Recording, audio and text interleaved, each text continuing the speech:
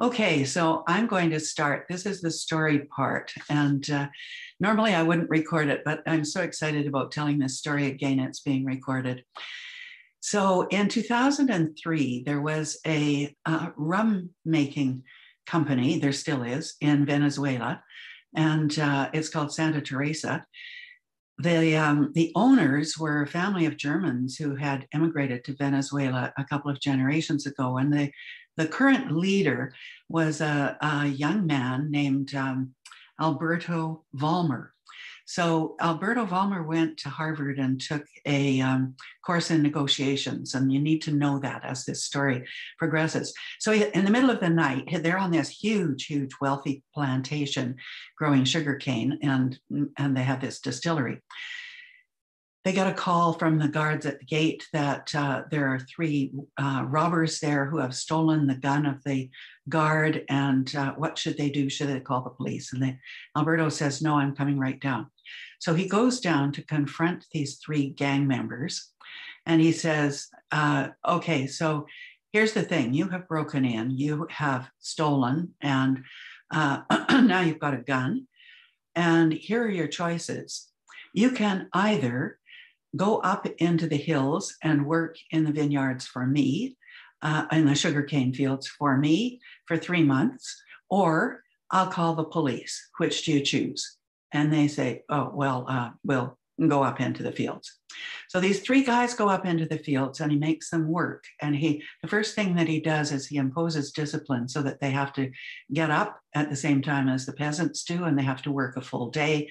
There's no drinking or drugs, there's no women, and there's no real communications with the outside world.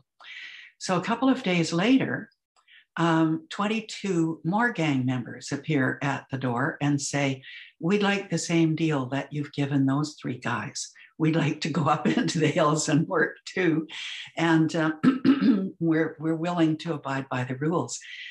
So Alberto thinks, okay, that's good. They send these guys up into the hills, and he begins to realize that the most important thing to these gang members is the sense of belonging that they have because they belong to a gang, and they have single mother parents, but almost none of them have ever had a father. So they're looking for male leadership.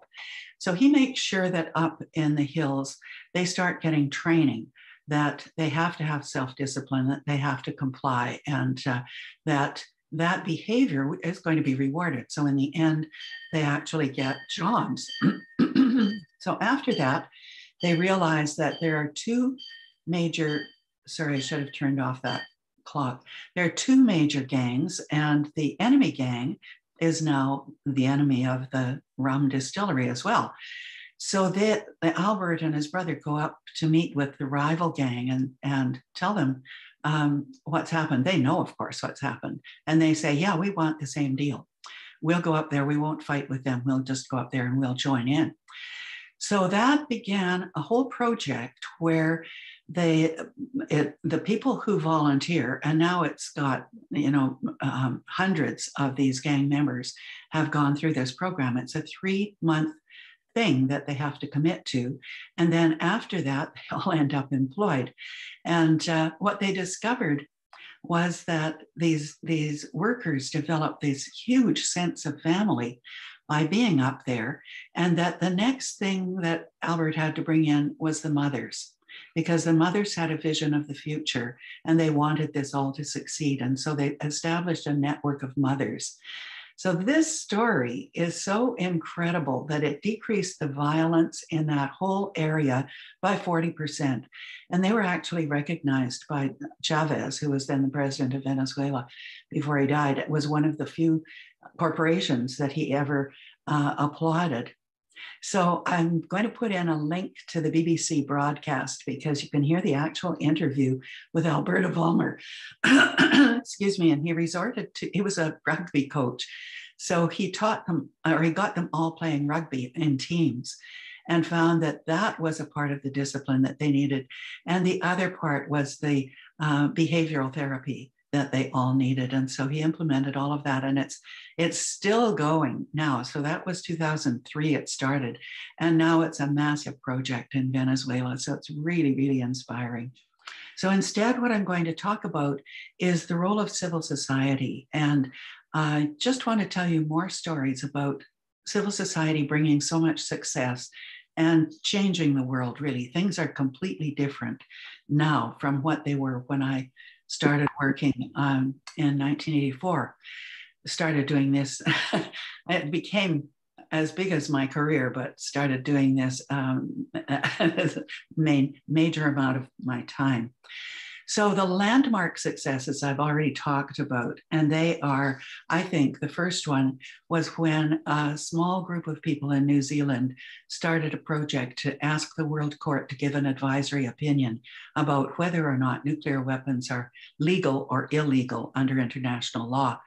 And that was a 4-year project to get the question even taken to the court.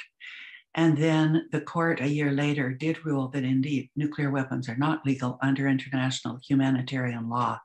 So that was a huge milestone. It was the first time that, as far as I'm aware, that civil society had approached the United Nations and United Nations agencies to get a change to happen through the General Assembly. The next one that I'm aware of, and I'm sure that if you've been working with the UN, you can tell me lots more that were really significant, particularly around labor and finance. So the next one in my books is the Landmines Treaty, because this one also started with a small group of, I think, 6 NGOs, and then a meeting of 50 people in London in the UK in 1992, led by Jody Williams, who went on to be the co-recipient of the Nobel Peace Prize, along with the Landmines Treaty. So that small group of people started a worldwide campaign to get rid of landmines. And at that time, there were between 120 and 140 million landmines in the ground all over the world. And remember that they stay alive until someone, a person or an animal, steps on them, and then they explode. So landmines that were planted during the First World War still occasionally turn up in Europe. So getting that Landmines Treaty was not only a success of civil society, but it was the first time that we collaborated with a government. And it was the Canadian government and with Lloyd Axworthy, who was then foreign minister, who became very sympathetic and then called other countries, like-minded countries, to come and meet in Ottawa, not to try to take this through the slow UN process, but to meet outside in Ottawa and talk about a landmines treaty. So that became called the Ottawa process. And again, it was a real collaboration of civil society and government. Third, biological and chemical weapons and cluster munitions were banned.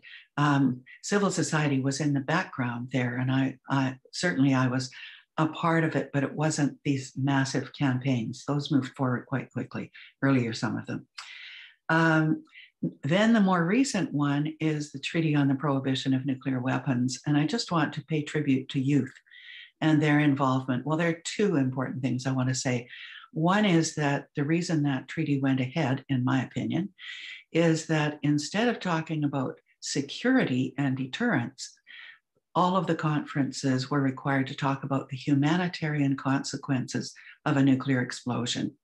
And that suddenly brought the reality into the minds of the diplomats who were attending. And that was extremely important. They were really shocked to discover what would actually happen if a nuclear weapon exploded in their city. So that's the one big thing. And there it was collaboration with the government of Norway that made that first conference on the humanitarian consequences happen. And then the second thing was the engagement of civil society at every level of those conferences. So the organization called ICAN, the International Campaign to Abolish Nuclear Weapons, was engaged with the governments to plan those conferences, to provide expert speakers and follow up with the scientific documentation that was needed throughout. And then the governments invited the outside experts to be there to give them advice. So that was really, it was like suddenly all the doors opened. And I tell people now that when I first started going to the UN, which was in 1988, for the special session on disarmament, I was invited to go as an advisor. That's in quotation marks, really. I was invited to go with the Canadian government delegation. They never asked for my advice. But nonetheless, we were there for 2 weeks, and most of the sessions were closed to us. Most of the things where we wanted to go and listen, but the Canadian government gave us briefings in the mornings so that we knew what was happening. So at that time, civil society was sort of regarded as the enemy. Perhaps we were spies in the corridor, and you really didn't want to talk to these weirdos who had come to observe the special session on disarmament.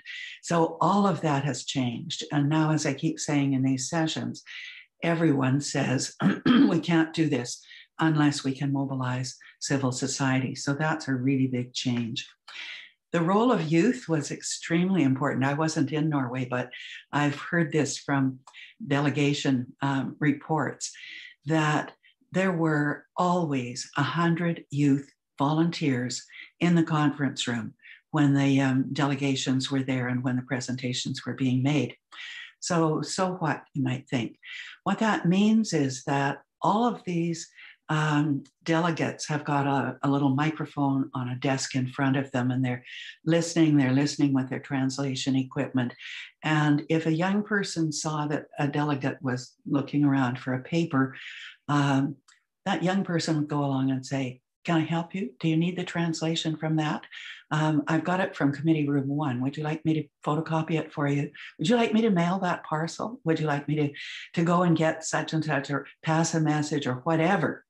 So everything ran smoothly. It was like having 100 secretaries for every meeting. So that was one thing. And the other thing was that just the energy of having all those young people so committed changed the tone of all of the meetings. In fact, when the delegates arrived, they were greeted at the conference center on the stairs by young people with huge posters that said, "Thank you for coming." Can you imagine how different that would be if you were a diplomat and you go and discover the public's there? So glad to see you.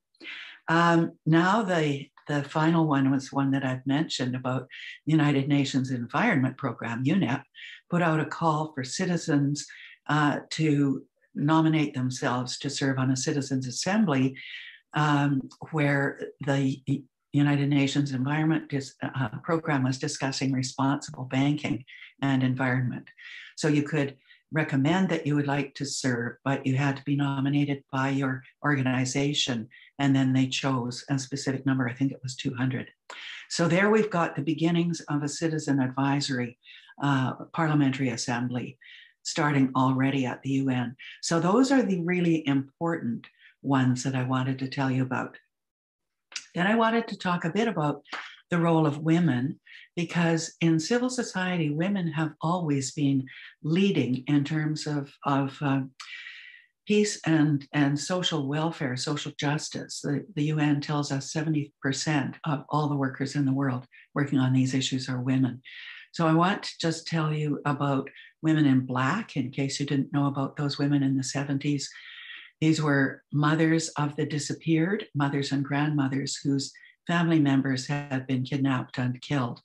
And they were protesting against the dictatorship, but all protest was met with murder. These women symbolically wore diapers as headscarves, and they embroidered the child's name or the family member's name on that white scarf. And they sat in the Plaza de Mayo and did that for a couple of years. So they also have been recognized internationally for their work. Next, role of children. You may know about the young American girl, 13-year-old girl named Samantha Smith, who in 1983, I think it was, wrote to President Andropov in the Soviet Union And she wrote a very touching letter. First, she said, "Congratulations on your new job." And then she said, "Could you tell me, please, why you want to kill us? Because I would like to see peace between my country and your country. And I just would like to understand it." And he wrote back a wonderful letter saying, "The Soviet people are a peace-loving people. We do not want war. Why don't you and your parents come and meet with me in the Soviet Union, and you'll have a chance to meet the Soviet people yourself." So she did. She went there. She spoke on television to something like 200 million people in the Soviet Union, and she became a Soviet national hero.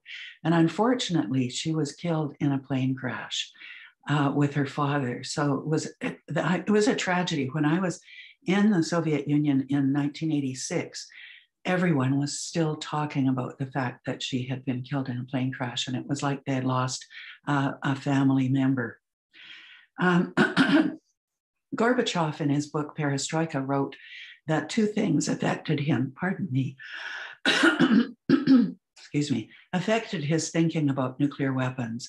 One was the meetings he held with doctors, and that's with my organization, the IPPNW, and the other was the hundreds of thousands of letters that he received from children all over the world. Gorbachev's a very special person, and these people appear seemingly out of nowhere in countries where you would least expect them. So here is a man of real integrity. Citizen diplomacy is another outgrowth of the kinds of visits that we were doing to the Soviet Union. After us, journalists and engineers, teachers, high school students all started doing exchange visits, especially between the United States and the Soviet Union. The role of leaders with integrity. Others like Gorbachev have appeared. I don't have to name them all for you. Nelson Mandela, the continued presence of Desmond Tutu is another one. We can go back and think of Gandhi and the presence of a man of huge integrity and the influence that he had in really dismantling the British Empire. And then I'd like to talk about the role of music and the arts. So the one thing that I really want to mention is that musicians and poets are really dangerous to dictators, so they often end up in jail. In Czechoslovakia, the Plastic People of the Universe was a band because they seem to be free thinkers, and you're not supposed to be a free thinker in a dictatorship. They ended up in jail. A band in the Soviet Union called Aquarium was in and out of jail constantly, and Beatles recordings were smuggled into the Soviet Union on cassette tapes and then were passed around from friend to friend. Aquarium would have to play its little concerts in people's apartments, and then they'd be recorded on cassette tapes, and those would be shared all through Moscow. So by 1988, when the Soviet Union was becoming more friendly with the West, Aquarium came to our Congress in Montreal and performed as a band. And then I'm sure many of you know about the movie called The Singing Revolution that describes the revolution, especially in Estonia, where people in Estonia, Lithuania, and Latvia have a cultural tradition of choral singing. It's extremely important to them. And they resisted the Soviet Union as things were coming apart and the Berlin Wall fell down and so on, that people wanted to protest, and they did it by having enormous gatherings of tens of thousands of people singing songs that were banned by the Soviets, patriotic and very beautiful songs. And eventually, the people from all three countries joined together arm in arm and circled. They made an enormous ring that was 600 kilometers long of people singing. And by then, Gorbachev had survived that little coup attempt and was back, and he just said, no, we're not going to use military force to hold on to them. And the same thing with East Germany.